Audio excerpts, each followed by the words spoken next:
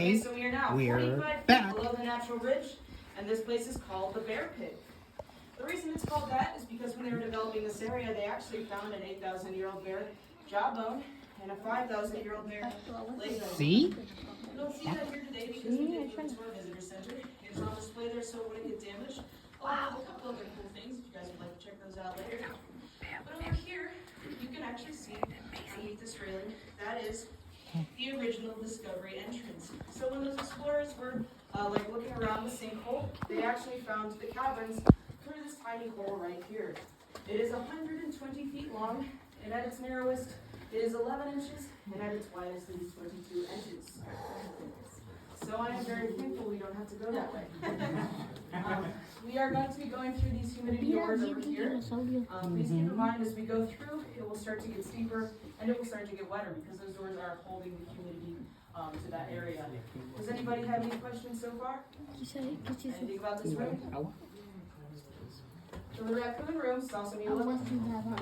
These are called the raccoon rooms because when they were developing this park, they shined their lights over here, and they did see some eyes looking back at them. It was a family of raccoons.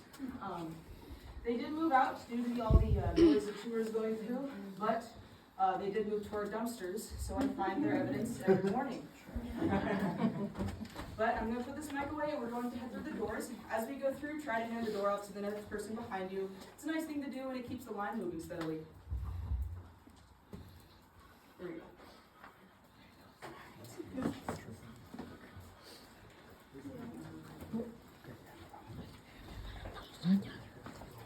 Raccoon room.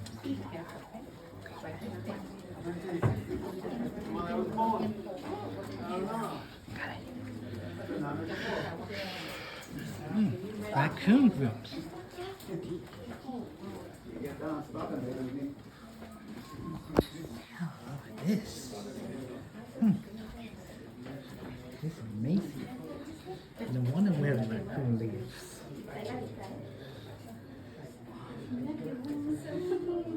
See? Beautiful. There's a home. The growling. Hold it. Remember? Watch your steps.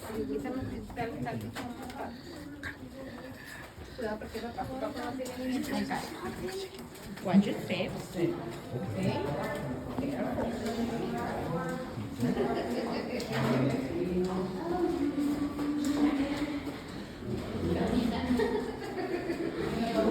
My steps just slowly. Good. And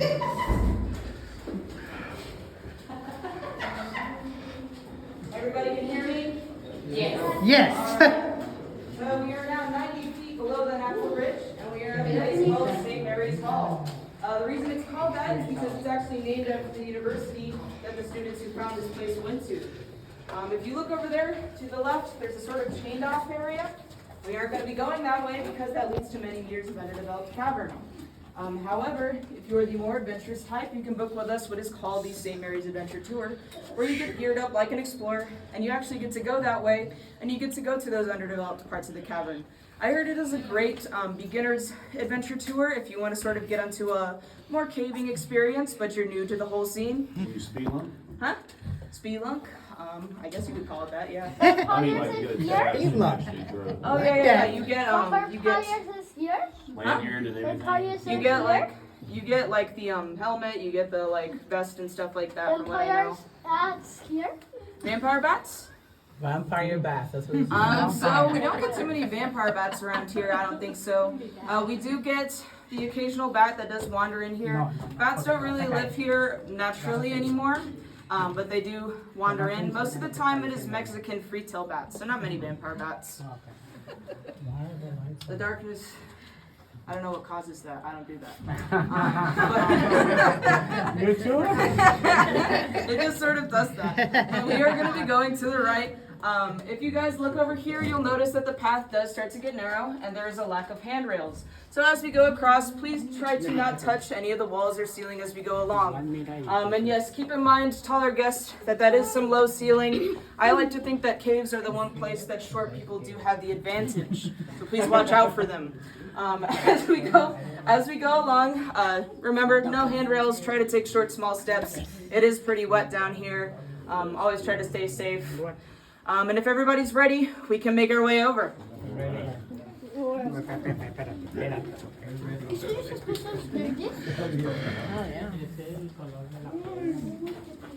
Different in the color.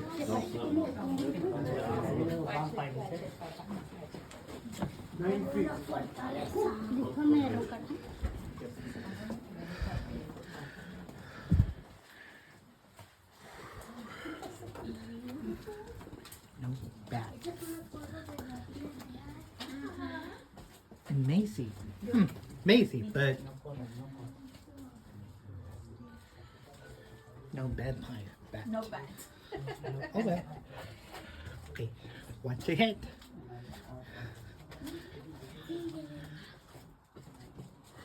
Wow. Look pretty, huh? Sun, time. Oh, really good day. Come on.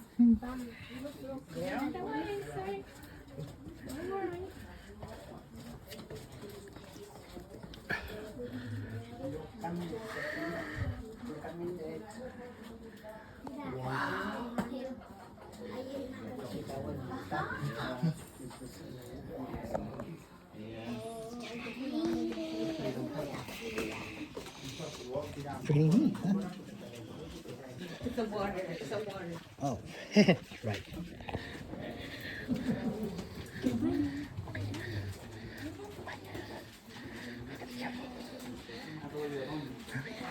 Scare her, dripping, and licking, good.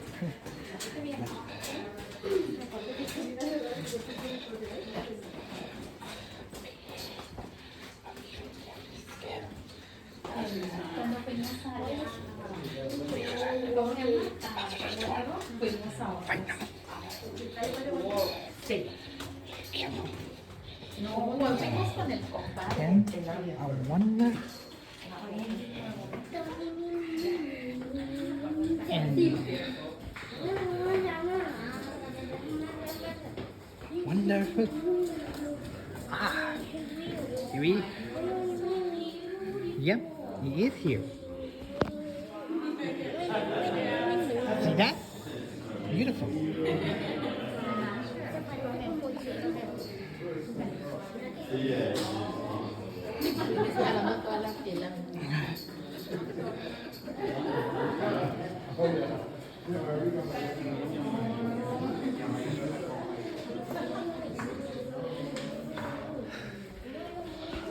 Phew.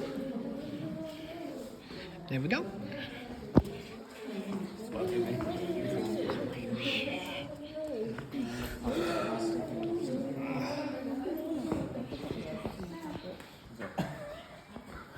You're going. You guys can also take a seat on this bench right here. Also, there's a man-made wall. You can touch that. It's one part of the cave you can touch with your bottom.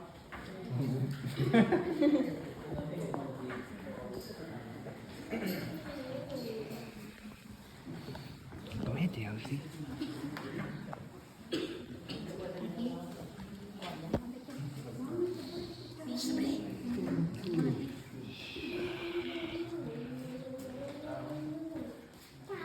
All right, so everybody, welcome to Pluto's anteroom. We are now 108 feet below the natural bridge, and I pointed it out for the first couple people that came in this room, but in case you didn't see, over there highlighted, a little easier to see if you're in a lower part of the room, but that is the exit to the Discovery Crawlway. So I showed you the entrance to it back in the Bear Pit room. This is the exit, so they just crawled through that tiny little crawl space the entire way we just walked. So this was the first room that the explorers came into when they found this place, and it's called Pluto's anteroom, and they called it that because these formations over here look to them a bit like the entrance to the underworld. Wow. So they named it after the Roman god of the underworld. And they called it an anteroom because that means a smaller room before a larger room, and every room after this does in fact get bigger.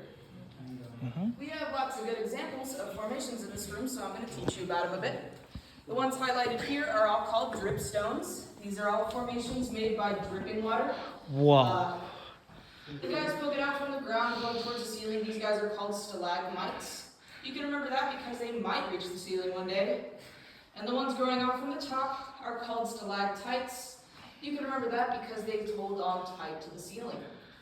We also have the ones that touch the ceiling and the floor. Do you know what we call them? I already said it's call them. Yeah. So these tiny little dainty guys over here look a bit like puppy dog teeth.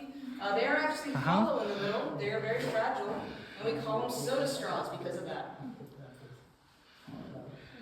Wow. Neat. We also have our flowstones. Flowstones are a type of formation made from flowing water. So the water flowed down off this wall and deposited, and it made these little ridges. And the smallest type right there are called the cave ribbons. And eventually over time, as those cave ribbons start to grow larger and larger due to the water flowing there, they start to hang off the ceiling or wall, and they become cave curtains. There's an example right here, very small, looks like a pizza slice. Now once those cave curtains start to grow larger and larger, they can eventually merge with a dripstone, so it touches the floor and the wall, and it is called a cave drapery. This big guy right here is a really good example of one.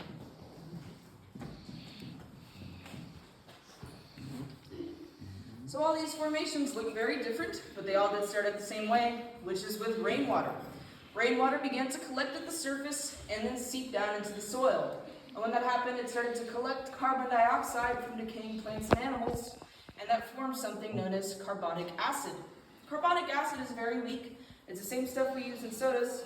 However, it did go through limestone and start to dissolve the calcium that is inside limestone, and it made a sort of mixture. That mixture traveled further downward until it eventually reached this cave room, and it started to crystallize into something called calcite, and it started to deposit in various ways, like the flowstones or the dripstones. And it deposited at a rate of 1 cubic inch per 100 years. So that is around the same size as an ice cube being made every 100 years. I would imagine it would suck if our ice cubes took that long to work.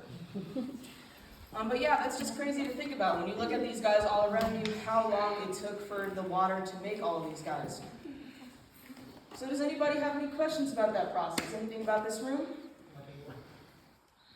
What's your question? No.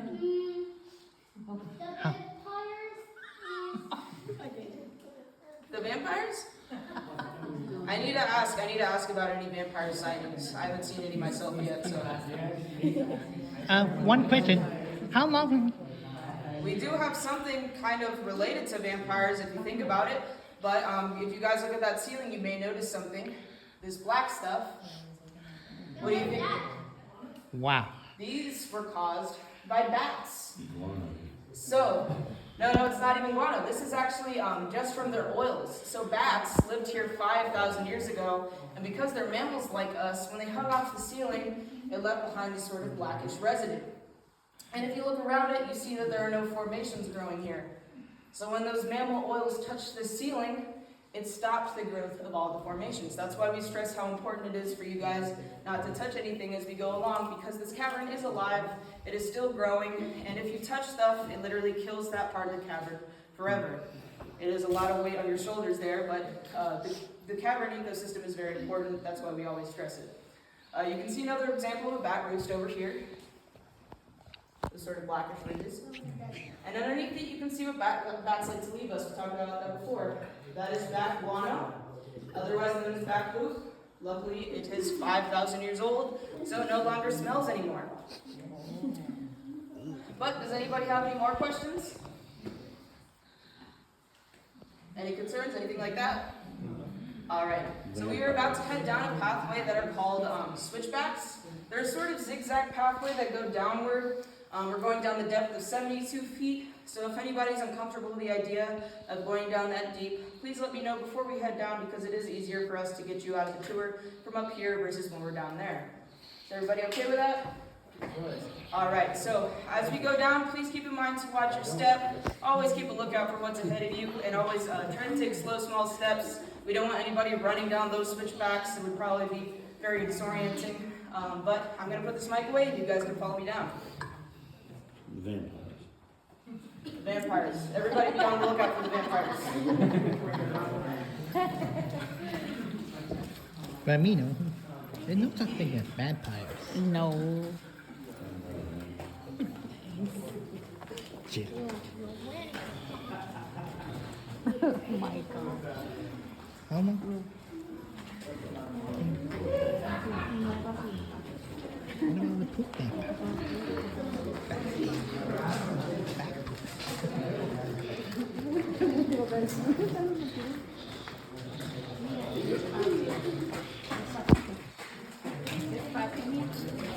Despacio te me saca ahí. Then just be careful, okay? Okay. Better.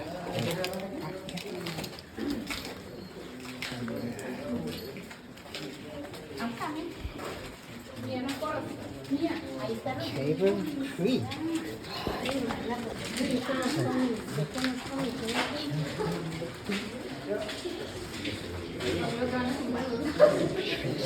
Mira, wait for me. Wait for me. Okay.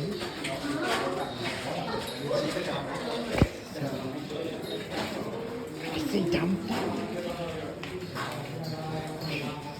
Get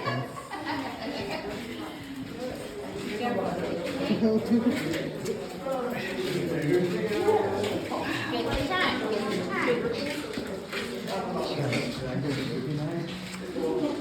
Careful. Sure.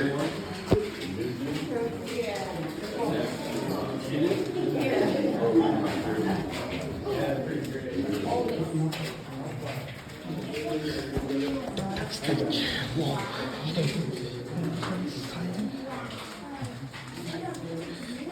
Looking for what did it do to kill? Watch your head. Okay, okay. Where's the front? So funny, boy. Why not?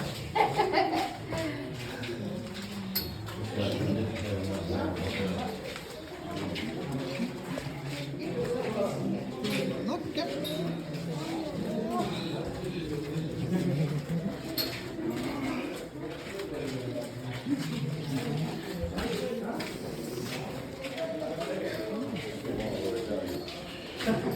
wow. You can see, as you can see, as you can see, Beautiful. yep, as you can see, all the crystals of the life it came. And have found, yep, you're gonna love this. Beautiful thing. Hold it, hold it, hold it. Okay.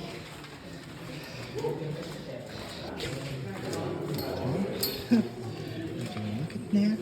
Beautiful. With lights in it.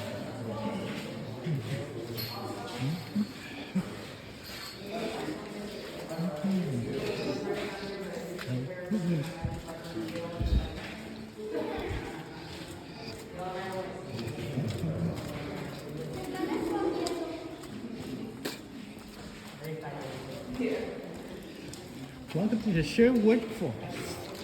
Back why? Thank you, love.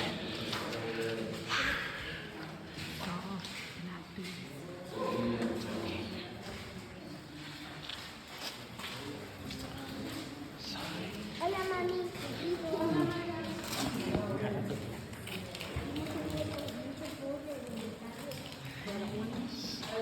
So, There are 3 benches for you to sit at. I know we got a pretty big group, so you can fight over them, I guess. Ocean Bowl. So,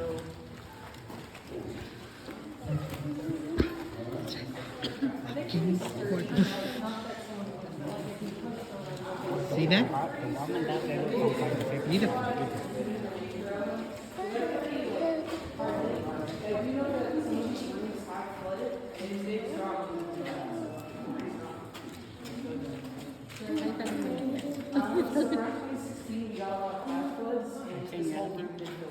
along with the other room that we're going to go into later on, the giant room, we get flooded as well.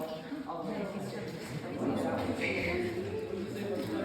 Oh, so back in 2016, we got a lot of flash floods. This whole room we were in was flooded. Okay. We have alternate pathways to take it that's happening. So, welcome everybody to the Sherwoods Forest. We are now 180 feet below the natural bridge, so this is actually going to be the deepest point we are going to be walking on our tour today. And the reason it's called the Sherwoods Forest is because when the explorers came down here, they saw all these formations over here, and they reminded them a bit of tree trunks and tree canopies.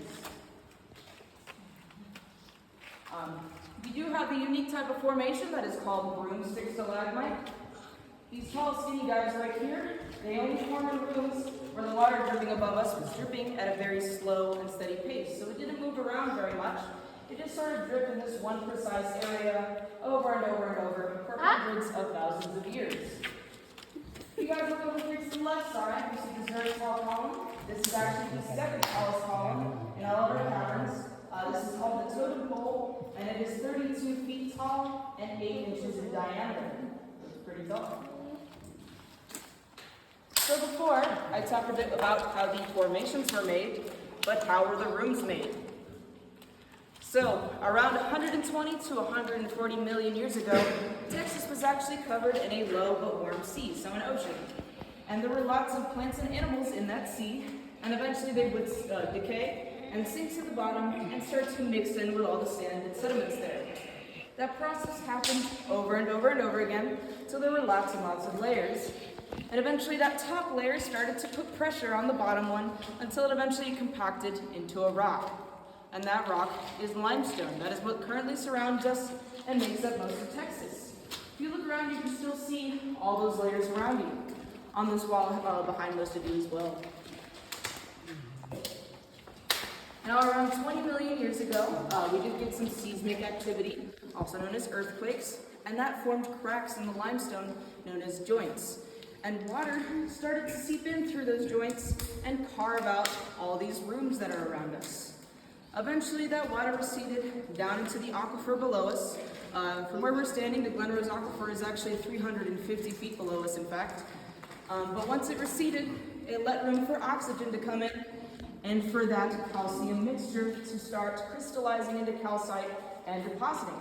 So that is how the rooms get made. Does anybody have any questions so far? Anything about that? What did the earthquake do? Earthquake? Yeah, it formed the cracks inside of the earth. That's how the water got in and how it started to form all the rooms. Wow. Yeah. If you guys actually look above us, you can see all these clusters of cave curtains. Those are clustering over one of those joints. So there is a whole joint going across this entire room along the path that we are about to take. Any other questions, concerns? What about all the little holes in some of the layers? Yes, so the holes are actually due to the nature of limestone. Limestone is a very porous rock. It's like a sponge. So when water flows through it, it holds the water inside for a very long time before it starts to carve out all the small holes within it. You'll notice in rooms where there was more water, the holes are larger. Any other questions? So we are about to head over what is called Purgatory Creek. Scary name, I know. When you guys look over that railing, it will be the deepest point on our tour you guys will see. It is 211 feet below the natural bridge. Keep in mind as we go across to try and keep all your belongings on you, because if you were to drop anything down there, it would take us a while to get that back to you. Something I always say is keep your phones, keys, wallet, children, husbands, wives as close to you as you go over there. We don't want to drop anything, of course. And a fun fact is that bridge is 152 feet long, and it was made by pouring one continuous slab of concrete, so it is very strong and is capable of holding over 100 people. I know that from how big tour groups I get sometimes. There's a lot of people that go on these tours. But I'm going to put this mic away, and you guys can follow me over. Woo. Mike, did you hear what the tour guide said? Yep, good. Nice. Pretty. Okay, now stay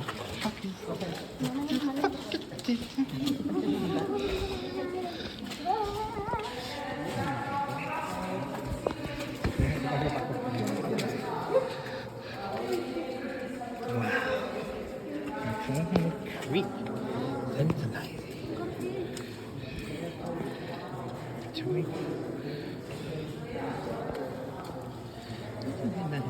Yeah. Oh my God, it's so nice. Oh, come on, Mom. Put it in the high thing. Up in the waist. Look down.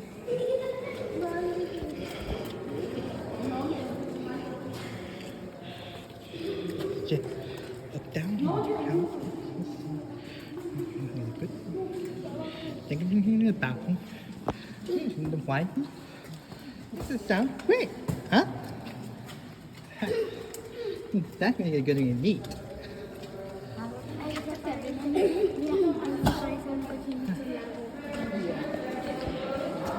Do you see that?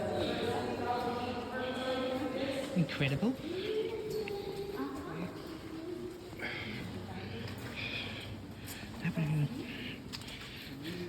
This could be possible. In fact, Careful with your head.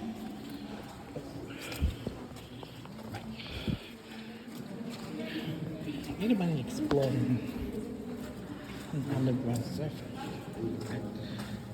It doesn't found anything exist.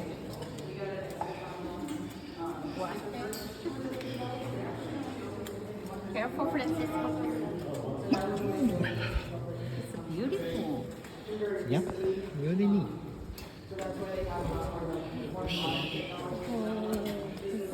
The water? Yep. See the water down here? Everybody got it? All right. So, we are going to be going into one of my favorite rooms. So I'm going to be doing kind of a grand reveal for that. So once you guys set up, it will be dark for a quick sec. But once everybody's in the room, I will turn the lights on, and you guys will see why I want to do such a grand reveal for it. All right, we're going to head up. Huh. Look at the view. I It's know, pretty. it's a beautiful. Yeah, beautiful and pretty. That's why you're gonna love it. ¿Tú quieres lavar? Toy. Another toy. Toy. Toy.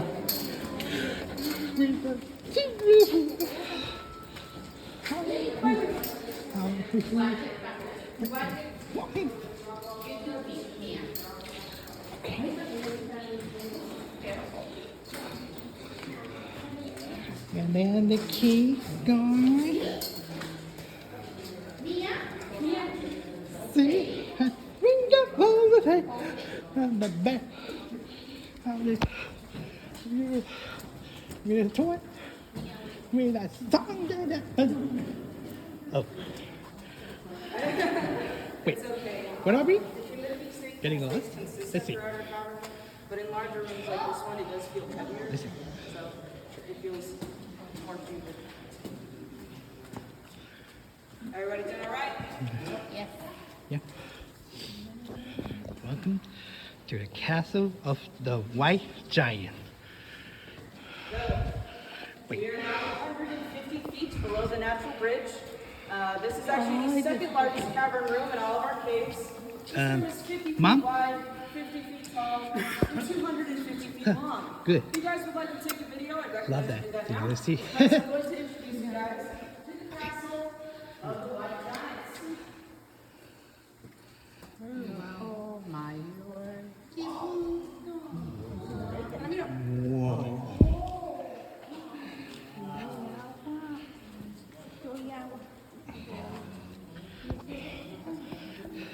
Wow. Look at this. Water in a floating. So, down here is an example of our rimstone pools. These are a type of flowstone that makes these little puddles down here, and they get trapped over time, but once the water flows over, it carves out these little ridges that kind of look like a smaller version of itself, and they kind of look like ramen noodles. Yep. Yes.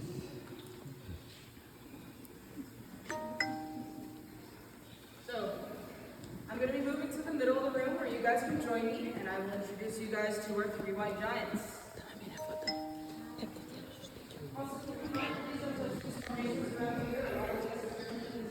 Okay. Ready? Abajo.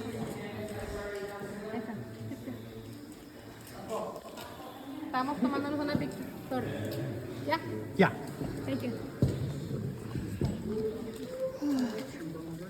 Huh? Wait. There we go. Oh. On burst. So beautiful, right? Yeah, he is. This is all beautiful. Sometimes you never touch it. Huh? And you can never splash it. Huh? Why? That's why where the dripping make more water.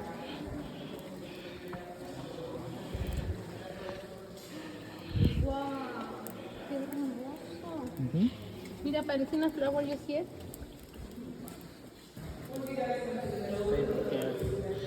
Cool.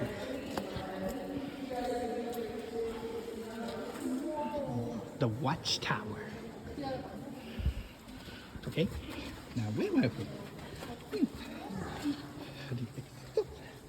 Into water. So dark. A wild the amount of All right. the landlord. Our three white giants. Over here on the left side, we actually have the tallest column in all of our caverns. I showed you guys the second tallest column in the other room. This one is the tallest. This is 50 feet tall and 8 feet in diameter. It is called the watchtower. In the middle of the room, we have the largest stalagmite in all of our caverns. Please don't touch that. Sir, can't touch the lights. In the middle of the room, we have the largest stalagmite in all our caverns. This is called the Mountain of the Landlord. And the reason it's called that is because when the explorers came down here, these little holes reminded them a bit of apartment windows. Lovely. And this formation over here to the left of it looks a bit like a landlord facing towards it with his hands on his hips, asking for his rent. The third white giant is called the King's Throne. You can see a backrest, 2 armrests, and even a little footstool. We actually do have a cave king, but he is sleeping right now, so you will see him in the last room. But what will a cave king need but a grand cave chandelier up here to the right side? That is actually formed from many glowstones clustering together in cave curtains. Now what will a cave king need? Cave bacon. You can see that to the upper left side of the Mountain of the Landlord. That cave bacon is actually formed in a special way, so the dark stripes on it are from something called humic acid. Humic acid happens when things on the surface are more prosperous, there's more water, where plants and animals decay, so that forms the darker stripes. And when there is less water, less plants and animals, it forms the white stripes. So it's sort of a cool map looking onto the past climate. And if you guys look below us, you can see our cave water. Everybody loves it. So it looks this bluish greenish color, but this is actually due to something called light refraction. So when our lights go on it and bounce back, it looks that color to us, but in reality, it is actually crystal clear. You can see that there's a pool over there to the right side that isn't lit up, and it is completely clear. A question a lot of people like to ask is, can we drink this water? No. What do you guys think? Well, the answer is maybe. Maybe. So, if you were in a survival situation and you had to drink the water, you could drink it and you would be okay. However, it is very, very rich in calcium, very, very rich in minerals. There's a little bit of salt. It could make your stomach potentially upset with you. Develop kidney stones, stuff like that. However, at the end of our tour, we do provide some free-to-drink cavern water that you can try later. It is pumped straight from our aquifer, so I do recommend to do that. Does anybody have any other questions? What about the King's Throne? Oh yeah, I told you about the King's Throne. So you can see that there's a backrest, 2 armrests, and a footstool. So that's just where it's called the King's Throne. Also, I like to think he's king of the jellyfish, just due to those cool jellyfish formations that are above it. Any other questions? What's your question? The looking for the water clean? Yeah, the water is perfectly clean. We can't drink it or touch it because it is protected under state law, but it is very clean because it was actually filtered through the earth and then it dripped down here. But it's very, there's a lot of calcium and a lot of minerals inside of it. Any other questions? No? All right. So, we're about to head over to a place that is called Grendel's Canyon, highlighted over here. We're not going to be going down there, thankfully. I heard it is very dark and very scary. It is 207 feet below the Natural Bridge. We're actually going to be going up these 35 stairs over here. Grendel's Canyon, by the way, was actually the original pathway that the explorers took through, and they do not recommend to go down there. Above these 35 stairs. So keep in mind that they are stairs, and it is wet in this room. So always make sure to watch your step as you're going up there. And it's okay if you want to use either stair, they are both going to the same place. So I'm going to put this mic away and we can head out.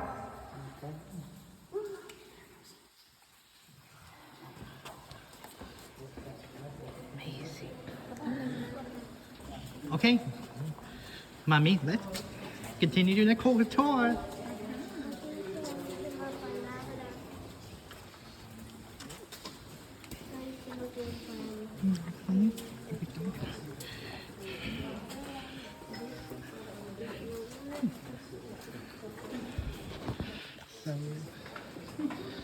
Do you see the canyon?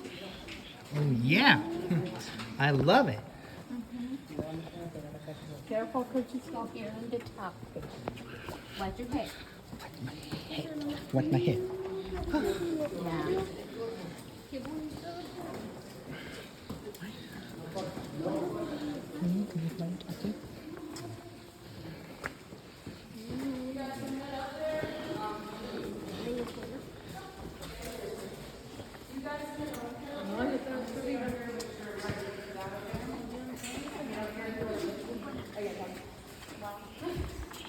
Yeah. Okay. Okay.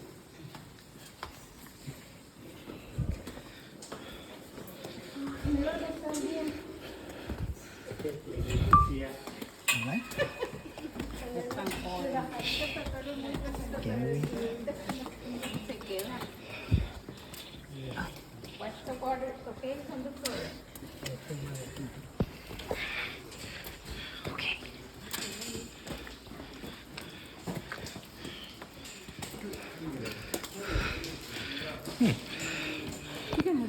Yeah, thanks.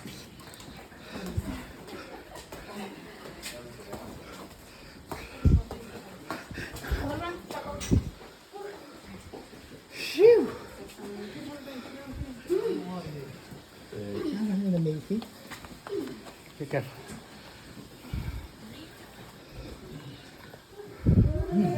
Whoa. Hello. Sorry, Mommy.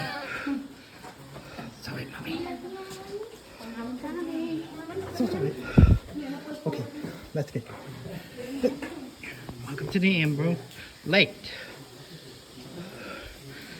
See that? It looks like it's an emerald, but it's in the lake. Yeah. More water. Everybody good okay? I Yeah. know the stairs can kind of wind you. So, we are now 155 feet below the Natural Bridge, and then there is what we call Emerald Lake. Yeah. Depending on the amount of rain you get, this lake can fill up more. It can actually go up to that white line you see over there. So, the reason that this is called Emerald Lake is I talked about that light refraction before. The explorers did have the same type of lights we did, so to them it also looked that bluish greenish color. Up here, you guys can actually see a couple of little spirals, little coils. Those are actually all fossilized seashells from that ocean that Texas was once covered in. Wow. So if you see a couple little spirals right here, there's one especially big right there. You can see it as we pass by as well. But does anybody have any questions before we head on? So what kind of colors is in the lake? Huh? What kind of colors are in the lake? I'm sorry, I can't hear you. What kind of color in the lake? What kind of colors in the lake? Colors in the lake? That is just from the light refraction that shines back on us. So it looks that bluish greenish color, but it's actually clear. Oh, thank you. No problem. So we are going to be heading forward. Thankfully, the path here is going to be straight. No more stairs. This part here was actually formed by an underground river, so we only put the path down here basically. This whole part was just right here. But we are going to head along.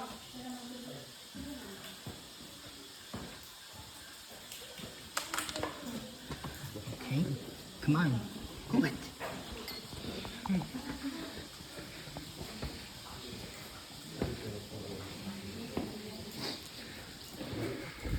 Wow. Nice. I talked about before how limestone is very porous. You can tell that water was flowing through here due to how large these holes are.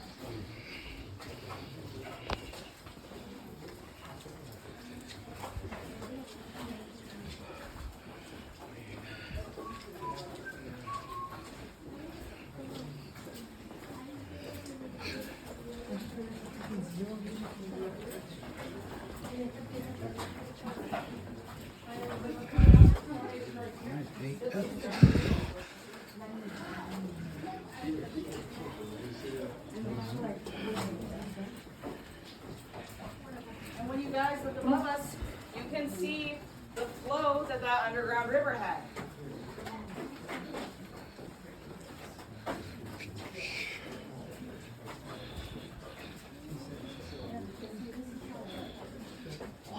Coming up over here, there's going to be some low ceilings, so please keep that in mind. But please look over the hand railing because I'm going to show you something pretty cool.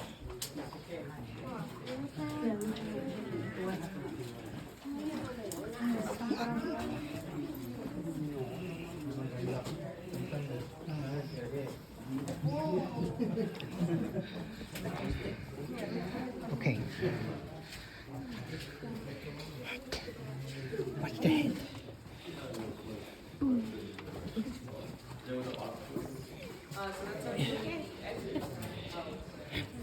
So when you guys look over the railing, you will see the exit to Grindel's Canyon. I showed you the entrance to it back in the castle room. This is where it comes out at. It is 207 feet below the natural grade once again. Whoa. The explorers said that it was so dark, Pretty. and so muddy and hard to traverse Neat. that only a monster could live down there. So they named it after the monster from the poem Veiled. Did the monster live here? When you guys come into this room, I do recommend you guys to take a seat on these benches because the next part of our tour will be the most strenuous. So I do definitely recommend that break.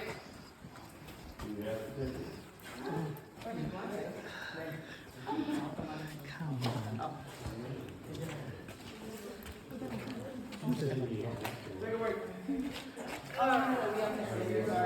We're going to be talking, I'm just like saying What's that the monster who's trying to scare us? Oh, wait. Alright, so I don't know about you guys, but I'm not really a type of person that goes into a room and stares at the ceiling. But this ceiling is pretty interesting. If you look at it, it sort of forms an upside down staircase shape. That is due to a process called collapse modification. So I talked about those joints, those cracks that form in the limestone due to seismic activity. In this room, there were several of those joints, and at certain parts they began to crisscross and make the ceiling very unstable.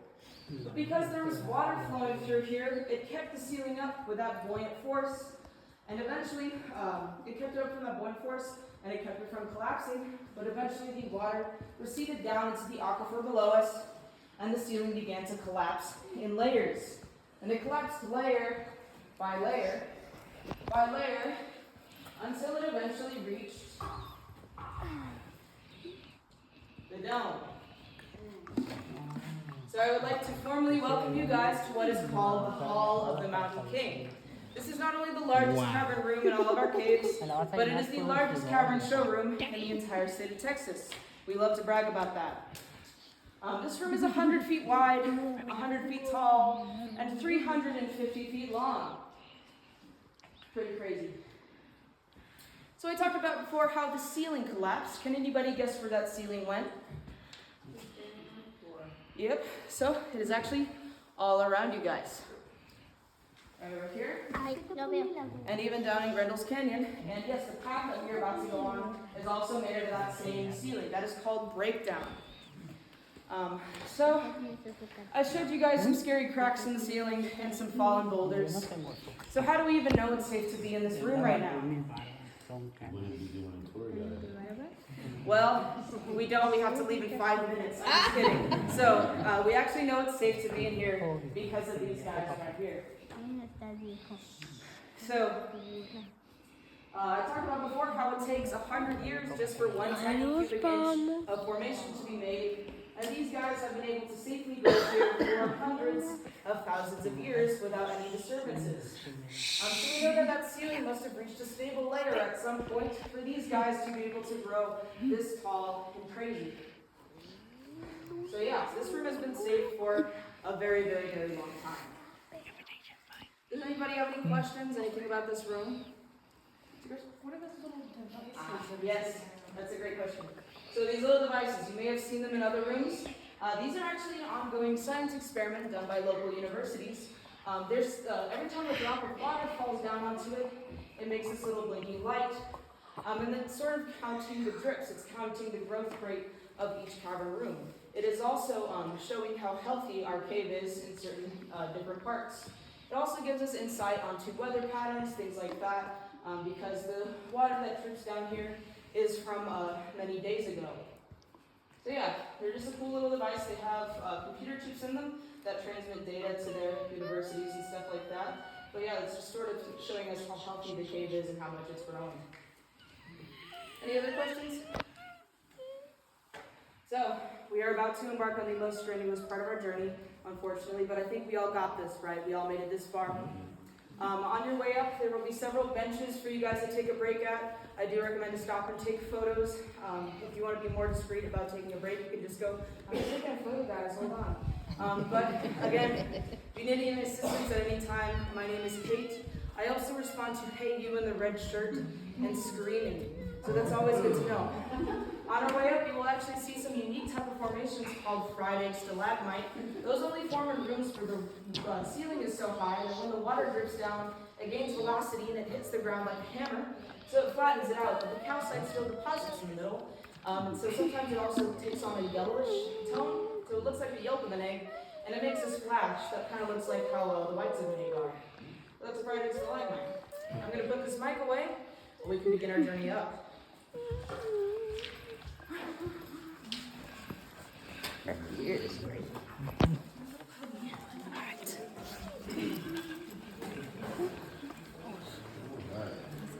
Okay. Okay.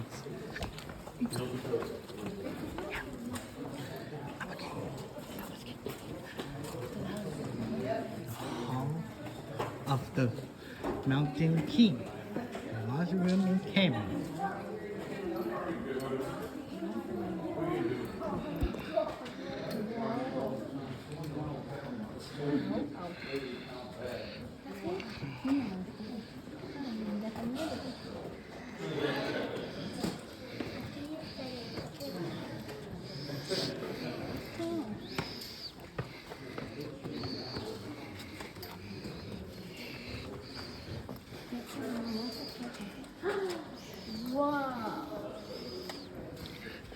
They also say don't touch it.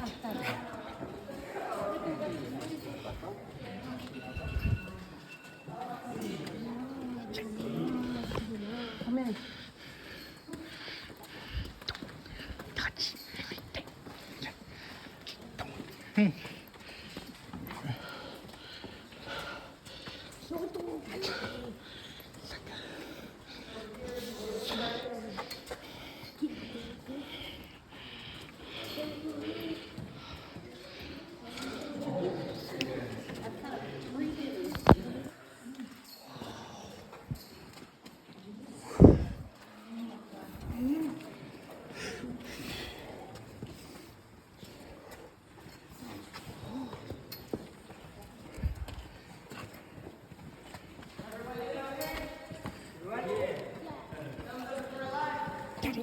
Mommy.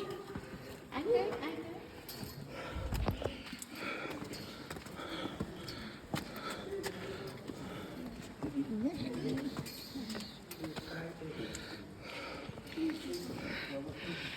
Five eggs.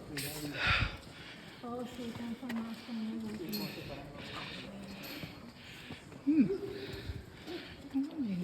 tastes so good.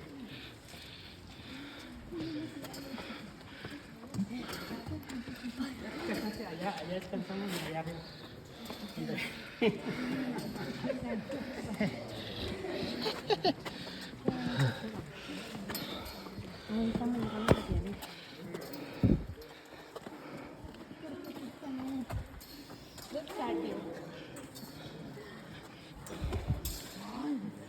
Thanks.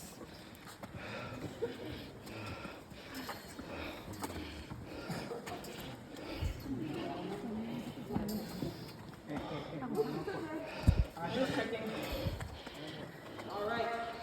So, the worst part is mostly over. We are almost to the top.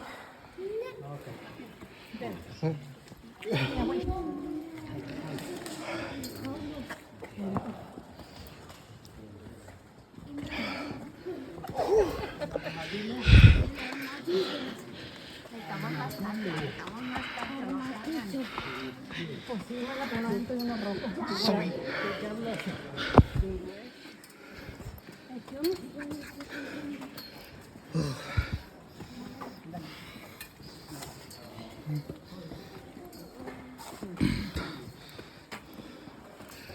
Frank?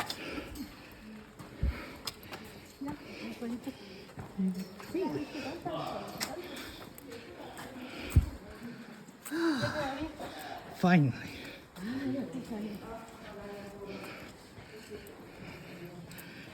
Hey, look. There's something in the light.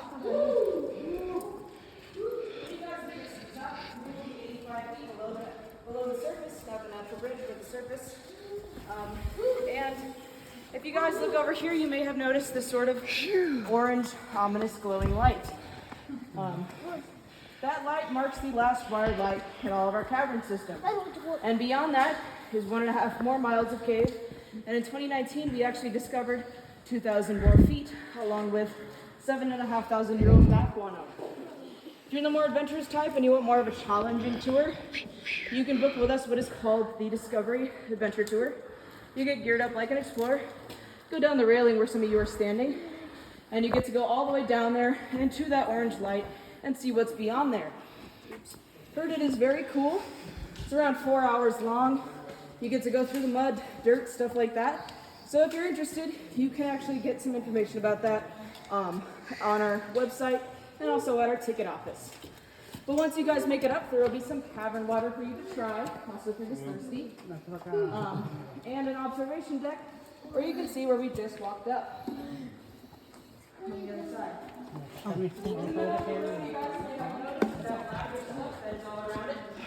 That is all black guano. And it is 15,000 years old, in fact, and several feet deep from what I hear. And due to the humidity in this room, it is still soft. And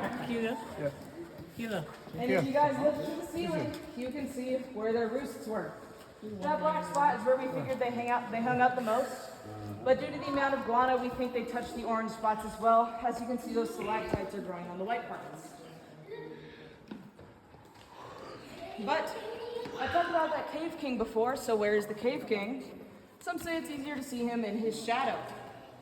So if you look in the middle of the room, you see that shadow. It looks like he is laying down. His head is to the right. You can see a nose, chin, and he has long hair. He's either holding a crown, a sword, a scroll. One guest said an iPad. I think that's pretty good too. But he is sleeping on that 15,000-year-old back guano. I don't know if he likes that, but it is still soft, so I don't know. But yeah, that is our cave king. If you guys were on tour with us in 1964, this would actually mark the midway point of our journey, and you guys would have to walk the entire way back of which we just came. But in 1965, they realized that that was a horrible idea, so they actually blasted out this exit tunnel over here. Through the exit tunnel, there are several doors, several gates. They are all unlocked, so you guys can head right through them. And at the end of the tunnel, there's some concessions, water, and food, stuff like that. Wow. Would you look at that? Way down here.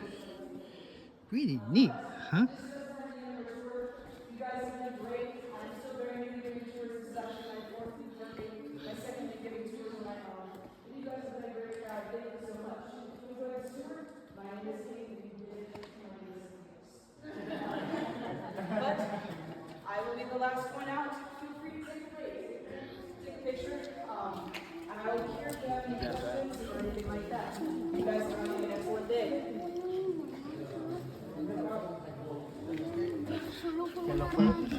on.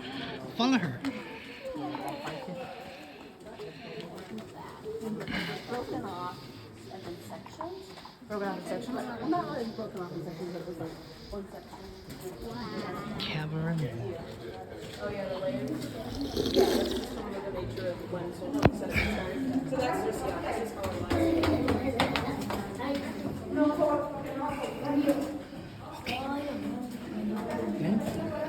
Okay, guys. Let's get out of here. Watch your step. I mean, your head, okay? Head. And what my head? Watch your head. Because it's too short. Too small. Okay, guys. Let's get out of here.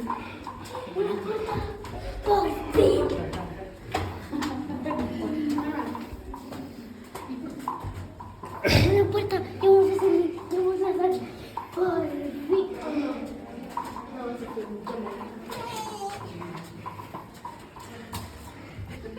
Shoot. No. Yeah.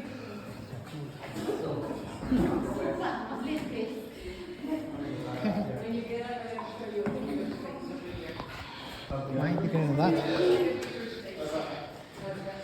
No quiero volar. Ay, no.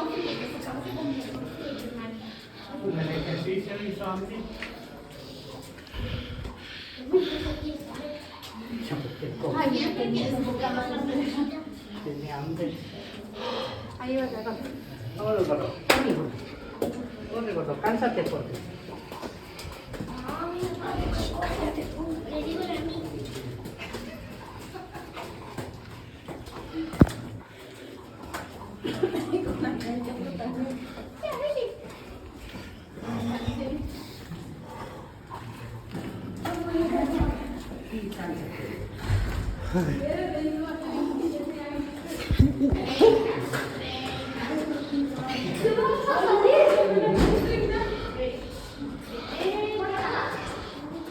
A way out! There he is, guys! A way out! Finally!